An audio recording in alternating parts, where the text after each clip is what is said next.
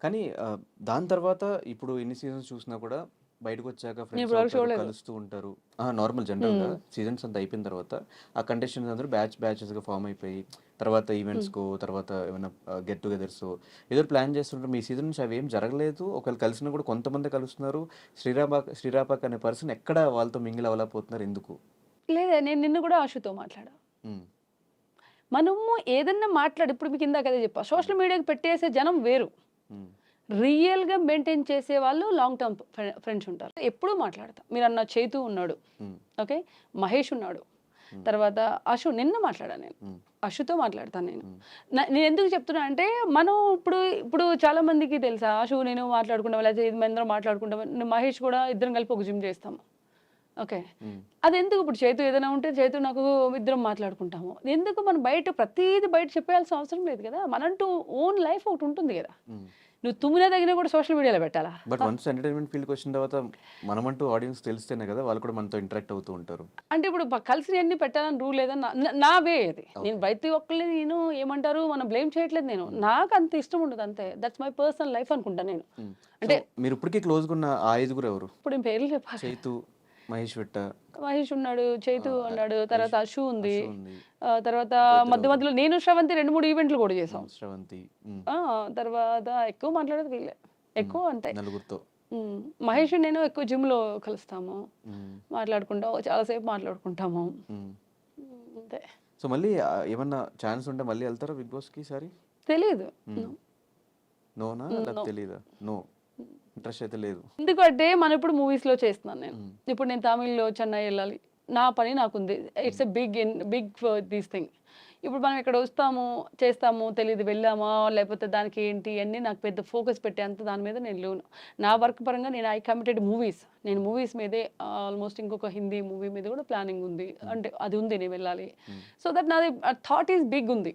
మళ్ళీ ఎందుకు ఇయన్నీ అనేది నా థాట్. అలాగే నెగెటివ్ ఏమి లేదు. హ్మ్. అది in case if I get time definitely I'll go. Bigg Boss contestants అందరూ బిగ్ బాస్ అయిన తర్వాత, బిగ్ బాస్ తర్వాత బిగ్ బాస్ వల్ల చాలా ఫేమ్ వచ్చింది. బిగ్ బాస్ మా హ్మ్. అందరికీ ప్లస్ అయిందని చెప్తూ ఉంటారు. సో, మీకు బిగ్ బాస్ అనేది ఫేమ్‌ని తీసుకొచ్చిందా? మీకు ఒక పాజిటివ్ అయిందా? ఫినాన్షియల్‌గా ఏమన్నా స్టేబుల్ అయ్యారా? లేదు. 'బిగ్ బాస్' అనేది అక్కడ ఆళ్ళిచ్చే మనీ వరకే. హ్మ్. తర్వాత నేను దేనికెళ్ళలేదు. దేనికి సార్ అక్కడ ఎలా ఉంటదంటే, ఇప్పుడు 'స్టార్ మా' అయినా ఏదైనా సరే వాళ్ళకి బాగా క్లోజ్‌గా ప్రతిరోజు ర్యాపో ఉన్న వాళ్ళతోనే అన్నీ అదవుతదేమో నాకు తెలీదు. హ్మ్. I am into totally cinema. TV కన్నా కూడా సినిమాకెక్కువ నేను.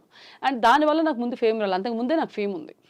రైట్? హ్మ్. ఎక్కువ మంది వరల్డ్ వైస్‌గా నేను ఇండియా వైస్‌గా చెప్తున్నాను నేను. హ్మ్. నేనెక్కడైనా బయట ఎళ్ళినప్పుడు కూడా నాకెక్కువ మంది నాకు ఔట్ ఆఫ్ కంట్రీ వెళ్ళినప్పుడు కూడా నేను ఇంతకుముందు కూడా ఇంటర్వ్యూలో చెప్పా. They call RGV heroine. నాకలా పిలుస్తారు. "హే! శ్రీరప ఆర్‌జీవీ హీరోయిన్" అనొచ్చి నాతో మాట్లాడిన లేడీస్ జెంట్స్ చాలా మందున్నారు. ఔట్ ఆఫ్ కంట్రీ నేను చెప్తున్నా. హ్మ్. నేను ఇక్కడ గురించి నేను మాట్లాడట్లే. సో, అలా అంటే ఆ ఫేమ్ ఓన్లీ ఆర్‌జీవీ గారి త్రూ ఉన్నదే ఇంకా ఉంది. కదా! అంతకుముందే నాకదొచ్చింది. బికాజ్ కోవిడ్‌లో నేను తెలియని మనిషి అంటూ ఎవ్వరు లేరు. It is true or not? Yes. So, అది ఫేమ్ ఆల్రెడీ వచ్చేసింది. హ్మ్. 'బిగ్ బాస్' అందరూ చూడొచ్చు. అప్పుడైతే ఈ ప్రతి ఒక్క తెలుగు, తమిళ్ అన్ని ఇండస్ట్రీ వాళ్ళు చూసారు. హ్మ్. సో, నేను దాని మించి నాకు దీని వల్లేనే నాకు ఫేమ్ వచ్చిందని నేనెప్పుడు అనుకోలేదు. హ్మ్. పర్లేదు మీద ఉంది. ఉన్న దానిలో ఇది కూడా ఒకటి యాడ్ అయింది. కానీ వచ్చిన ఫేమ్ నిలబెట్టుకోవడం చాలా కష్టం. హ్మ్. ఒకవేళ 'ఆర్‌జీవి' గారి సినిమా తర్వాత మీరు కంటిన్యూయస్‌గా సినిమాలు చేసుంటే మేబీ జనాలు ఇంకా రికగ్నైజ్ చేసి ఇంకా ఎక్కువ మీతో టచ్‌లో ఉండి మిమ్మల్ని మేము చూస్తూ ఉండేవాళ్ళమేమో. ఆఫ్టర్ ఇంత గ్యాప్ తీసుకున్న తర్వాత నేను చేశాను. ఒక హ్మ్. 3 సినిమాలు చేశా. మరి అది లేట్ అవుతూ వస్తుంది. ఆళ్ళు హ్మ్. రిలీజ్ చేసుకోవాలి. హ్మ్. అలాంటి ఇప్పుడు 'ఆర్‌పీ పట్నాయక్' గారు ఉన్నారు. మరి హ్మ్. ఆయన సినిమా చేశాను నేను. హ్మ్. రిలీజ్ అనేది మన చేతిలో ఉండదు. హ్మ్. వాళ్ళ చేతిలో ఉంటది. హ్మ్. అది కాకుండా మధ్యలో నేను ఒక 1 ఇయర్ బ్రేక్. నా పర్సనల్ దాని మీద నేను వెళ్ళా. అదే పొలిటికల్‌కి. హ్మ్. So, I mean to almost 1 year పైన నేను దూరం ఉన్నా. హ్మ్. అది కూడా ఫేమే అనుకోవాలి. మరి పొలిటికల్‌గా కూడా నేను ఎళ్ళాను కదా! అది కూడా వచ్చినాయి కదా! హ్మ్. ఆడియన్స్‌కి నేను దూరం లేను. పొలిటికల్‌గా కూడా దగ్గరగానే ఉన్నాను కదా! హ్మ్. లాస్ట్ 1 ఇయర్ అంతా పొలిటికల్‌లో ఉన్నాను కదా! అయి కూడా వచ్చినాయి కదా! సో, ఇప్పుడు లీడ్ రోల్స్ చేద్దామని ఫిక్స్ అయిపోయారా? లేదంటే ఏ క్యారెక్టర్ వచ్చినా ఇంపార్టెన్స్ ఉంటే చేద్దామని ఫిక్స్ ఏ అయ్యారా? క్యారెక్టర్స్ హ్మ్. ఇంపార్టెన్సీ ఇప్పుడు చేస్తున్న 3 లీడ్. మూవీస్ లీడే. హ్మ్. దీని తర్వాత ఏ క్యారెక్టర్ వచ్చినా మీరు చేయడానికి రెడీ. ఈ పాయింట్ వల్లే ఇది సినిమా నడుస్తుందన్న క్యారెక్టర్ నాకొస్తే అది 1 మినిట్ ఉన్నా కూడా నేను చేస్తా. హ్మ్. మళ్ళీ 'నేకుల్' లాంటి రోల్స్ వచ్చి ఒకవేళ 'ఆర్‌జీవి' గారు డైరెక్టర్ కాకుండా వేరే డైరెక్టర్ అయితే చేయను. చేయరు. హుహు. హ్మ్. ఇన్‌కేస్ 'ఆర్‌జీవి' గారు అయితే మళ్ళీ ఇంకో సినిమా ఏమైనా చేస్తే అలాంటిది చేయను.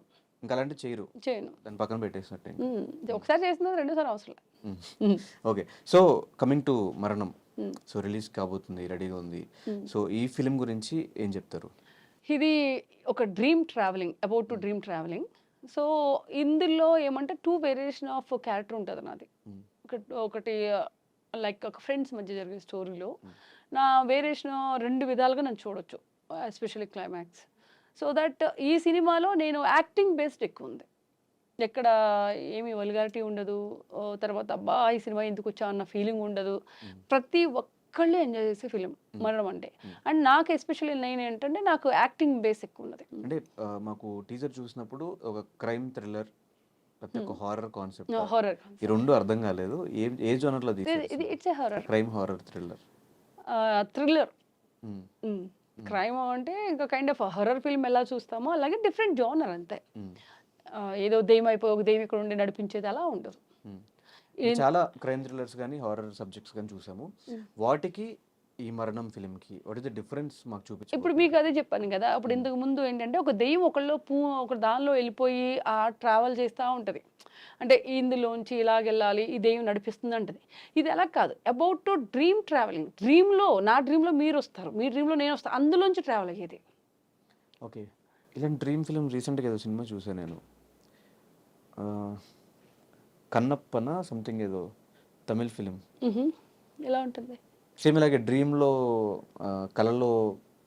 కళలో జరిగేది నిజంగా జరిగిద్ది. అందులో అక్కడ దెబ్బ తగిలినా మనోడికి రియల్ లైఫ్లో లేదు, అలా లేదు. అందులో అంటే నేను అంటే ఒక డ్రీమ్లో ఎలా ట్రావెల్ అవుతుంది, ఏం జరుగుతుంది, అది నేను రివీల్ చేయకూడదు స్టోరీని. It's a dream travelling. అందుకని నేను చెప్పాను అబౌట్ డ్రీమ్ ట్రావెలింగ్. ఎందుకంటే మనం రివీల్ చేస్తే మళ్ళీ ఎవరైనా చూడాలి కదా, ఏంటి ఆ కళ్ళలో ఏం జరుగుతుంది, కళ్ళ నుంచి ఏమవుతుంది అనేది. అదే తప్ప కళ్ళలో జరిగేదే బయట జరుగుద్ది అనేది కాదు, అది ఉండదు. ఆ కాన్సెప్ట్ కాదు, మొత్తం డ్రీమ్లోనే జరిగే స్టోరీ. అందులో ఒక పాయింట్ అది, అందులో అది ఉంటుంది. రియల్గా వీళ్ళు వెళ్ళే దారి వెళ్ళుకుంటుంది అలా.